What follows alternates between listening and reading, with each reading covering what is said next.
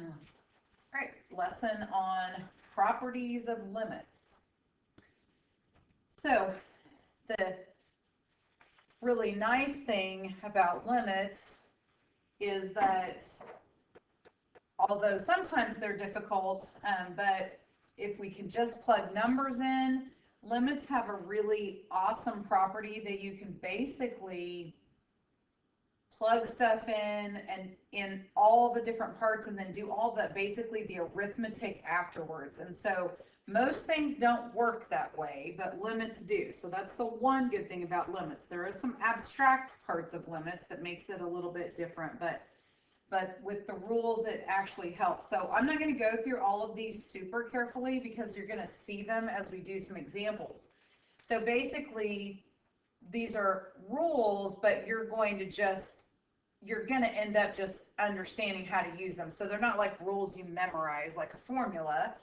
It just basically, if you take the limit of a constant, so like the limit as x approaches some number of 4, the answer is just 4. That's the constant rule.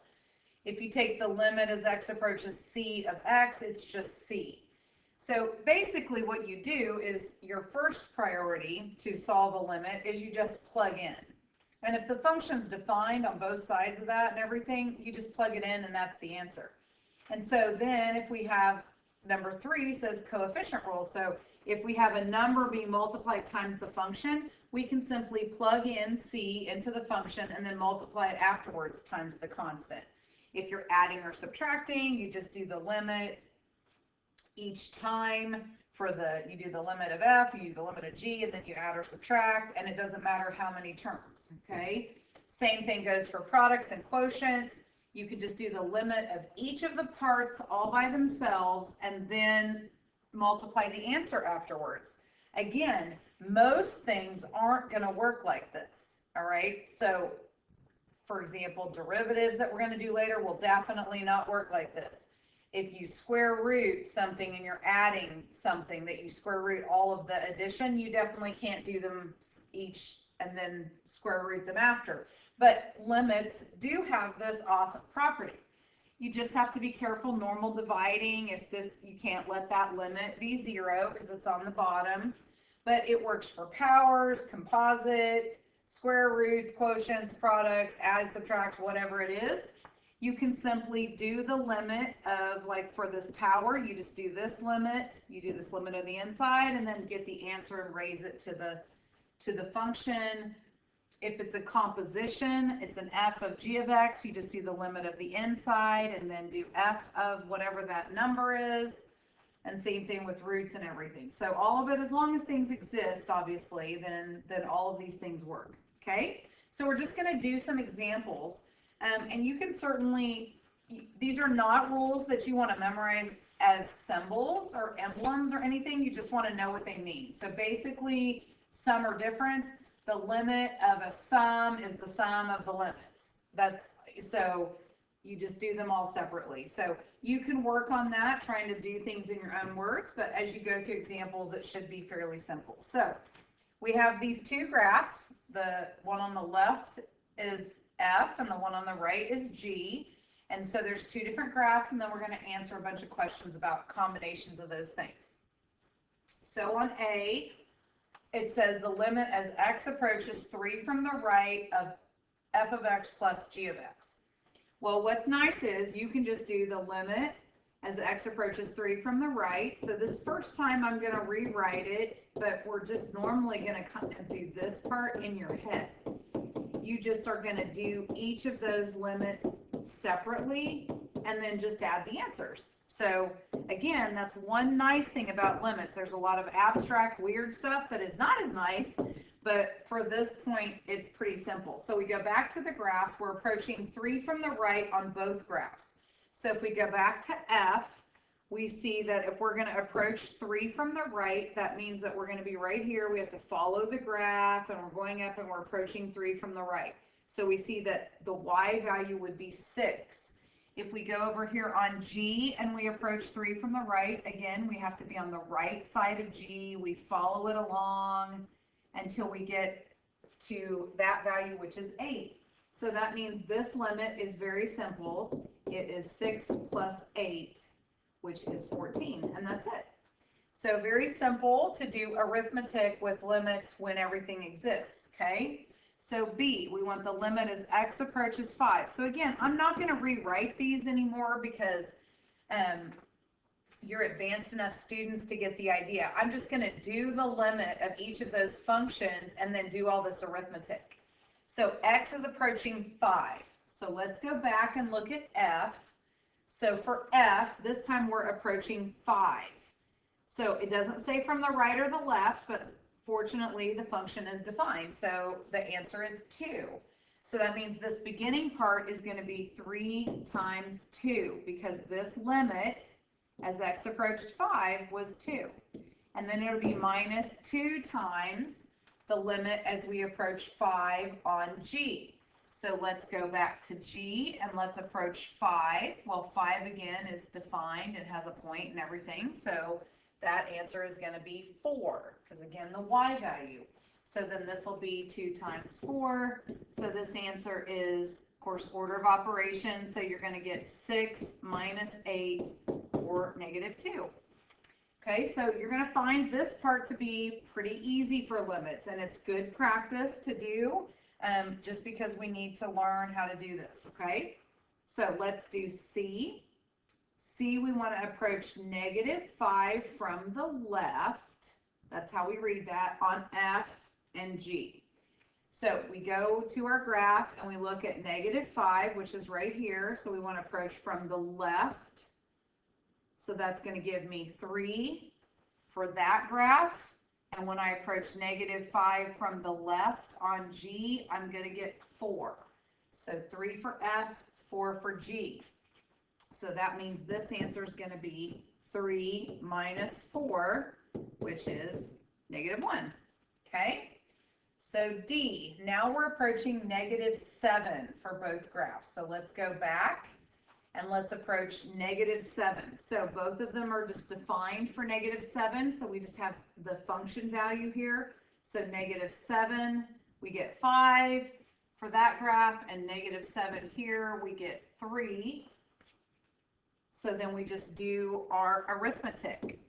So we get 3 times the answer for F, which at negative 7 was 5.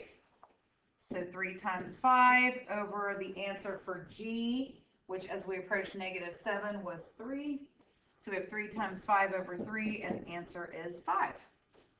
And that's it. So as long as it's defined on the bottom, because we're dividing, we were all good. All right, so if we go to the rest of these, and we're not going to do all of these because, again, these are pretty easy. Or let's say I'm going to go through all of them, and I'm going to go through them pretty fast. Again, video, so you can, of course, pause the video if you need to follow that more. So you are looking at your graphs. You can see the two graphs while you're looking at this worksheet. So we look here for E, and we see X is approaching 3, and then we have 4 times the answer for X approaching 3 of F. So we look at our graph, and if we're on F and where X is approaching 3, well, we have a problem there. So the X approaching 3 on the graph of F, oh no, we have an answer, sorry, for 3. So let's go back. I'll just go back and look at it. So if you're approaching 3, you just approach from both sides, and both sides are approaching 6. So we have an answer for that, 4 times 6, then times, now we need to approach 3 on G.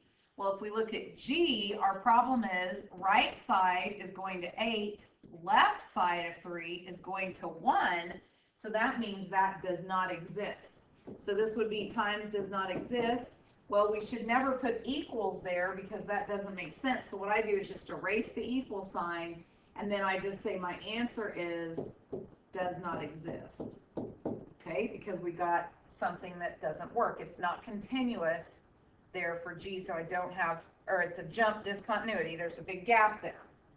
All right, so let's do this one. So for F, you're going to do the limit as X approaches negative 3 for F. So we go back to F and we look at negative 3. We're going to be right here at negative 6. So we're going to do -6 and then definitely parentheses and squared. When you have negative numbers and you're going to square it, the whole thing has to be in parentheses if that's what you mean, and that's what this says. All of f of x is being squared, so this answer is 36. All right, so let's look at g. So for g, we're doing square root of 8 times the answer when x approaches 4 of g. So let's go back to g and look at x approaching 4. Well, when x is approaching 4, we're good. We have an answer right here. The answer is 5. So we're going to just have, whoops, went the wrong way. We're going to have square root of 8 times 5, which is the square root of 40. And then if you are a little iffy on your simplifying, you do need to learn the simplifications for radicals because you do have multiple choice. So I like to do scratch work to the right. So just to remind you, you would look for factors of 40 that are perfect squares. Square root of 4 is 2, and then square root of 10, there's nothing you can do, so this answer is 2 square root of 10. Now, square root of 40 is a fine answer. I would stop there normally, but unless I'm matching, if I have a multiple choice question and I have to match something, then I'm going to have to remember how to simplify it. So that's the reason for that.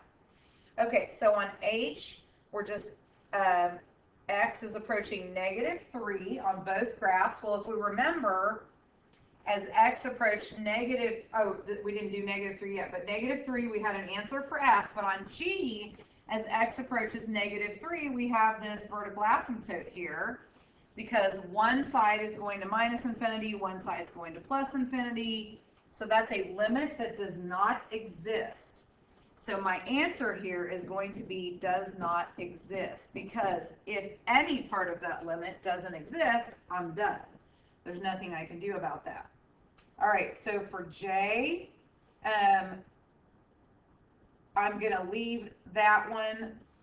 Well, we'll just do it real fast. So the limit as x approaches 6. Look at your graphs of f. You get 0. Of the limit as x approaches 6 of g, you get 6. And this answer is 0. Don't confuse that with undefined. We can't have 0 in the bottom. We can't divide by 0, but 0 in the top is fine. So this one, all we're going to do is, again, the composite. So we're going to get an answer of f of whatever we get when we take the limit as x approaches -2 of g of x. So we go back to our graph. As we approach -2, we're going to look at -2 and we're going to see that we have a point. It's as long as the graph is defined there and everything, we're good. That's the answer. So that value is -3. So that means that what we're going to do for that problem is f of -3. Now doing f of is not a limit. We just look back at f and we say, okay, what's f of -3? Well, you plug -3 in and you get -6. So that means this answer is -6. Okay. Now there's some complicated things that can happen when you do composite, if you have some undefined things and stuff, but we're not going to cover that. Because it's just not going to come up on the AP test enough to be worth worrying about. So we're not going to worry about it if that happens. Now, often questions that you get will be like, do these limits, and you don't have a picture, but what they give you is, hey, here are the limits, okay, when you do them. Here's the answer that you get for doing each of these limits. And so now all we do is we just follow again our procedures. So we just do inside. So we're going to do square root of 3 times the limit as x approaches c of h of x. Well, that's right here, right? So that answers 4, minus 2 times the limit as x approaches c of g of x, which is right here, and that's -2.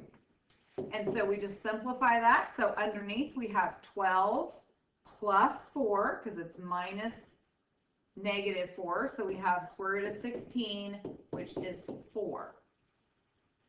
All right, B, same thing. You've got things written up there, so you just follow it. So the limit for f of x is 3 times 5 times the limit for g, which is -2. do your limits, do your arithmetic there, it's -30. Okay, so I'm going to skip C because I think you get the idea for that. And let's just do, we won't do all of these. Let's just go ahead and do, we'll do D, and then that's all we're going to do because you get the idea. It's pretty simple. It's really just a lot of arithmetic. So you're just going to do 2 times whatever the limit was for F, and you have that written at the top of your page that you're looking at for your notes. The limit as x approached C of F was 3, plus 3 times the limit when we go to H, which is 4, over 4 minus, because that's H again, minus the G one, which is -2. Really always use parentheses for minus negative. And make sure your fractions are always written straight over each other. It's definitely the way to do things. So the top is going to be 6 plus 12, which is 18. And the bottom is 4 minus -2, which is 6. And so our final answer is 3. Okay, so I think that's all I'm going to do on those because I think you get the idea. That's not very difficult to do again. So let's go ahead and do this one that's a little bit longer, but that's fine. We're just going to go ahead and go through this one more example. So now we have different answers for what F and G equal, but literally all you're going to do is do this arithmetic. So it's 2 times the limit we get for F of X, which is 8, times the limit for G, which is -4, minus the third root of the answer for F, which is 8, plus 2 times the limit for G, which was -4, and then that was squared. So let's just do this across. So 2 times 8 times -4 is going to be -64. And then we're going to have minus third root of 8. So that means, what do you multiply by itself 3 times to get 8? That would be 2. Plus 2 times -4 squared. -4 times -4 is 16. Times 2 is 32. And then add all of these things up, and you're going to get -34. Okay, so lots of arithmetic, and luckily when limits work out that way, that's fantastic. Okay, so when we do composites of functions, so again, it's not really any different. We just do the inside and then we do the outside. So we're going to have f of x be this function here, this cubic function, and g of x is -2x. We want to find the limit as x approaches 2 of f of g of x. Well, all we're going to do is that's going to be f of the answer when we take the limit as x approaches 2 of g. The very first thing you're going to learn is that when you're doing a limit, just plug it in. Because if you plug it in and it works, then you're done. So we plug 2 in for g and we get -4. So this is just going to be f of -4. And then we have to do f of -4. So to do that means I actually have to plug -4 in here. Now I would not suggest doing all of that arithmetic yourself, just because that's just going to end up being kind of a mess if you just try to do it in your head. You'll find that writing stuff down actually causes less mistakes and really is faster than trying to do everything in your head, okay? So I would just write it out. You're plugging -4 in for every x. Now go through it while it's written in front of you. It will be much easier. So -4 cubed is going to be -64. Obviously, just take 4 times 4 times 4, but they're all negative. And then you have minus -4 squared, so that's -16, plus 4 times -4, another -16, minus 1. And these are all negative, which means you can just add them all up. So 64 plus 16 is 80, plus 16 is 96, plus another 1 is 97, and then of course it's negative because they were all negative. So good practice on arithmetic. So I'm not going to do B. That's one that can be done in class if we want to go through that. But here, let's look at just one example of doing composites from a graph. And we're definitely skipping C because C does the weird thing that I kind of mentioned that you're not going to have to do. That's where one of them's undefined, so we're going to not do that. It's not worth all the hard work it is to think about it. It's super unlikely that it's asked about, so it's not worth it. So here, basically, you just need to do f of the limit as x approaches 3 of g of x. So go back to your graph. For g of x, x approaches 3. Our answer is 1. So we're going to just put f of 1. And then we go back to the graph of f, and we just do f of 1. So f of 1 is right here. You get -2, so your answer is -2. And so that's just how all the compositions work. You just do the inside function and then do the outside. Okay, so I'm going to stop there so the rest of these can be done in class, or you can work on them yourself later. But that should give you a really good understanding of the properties of limits and doing some algebraic things with them.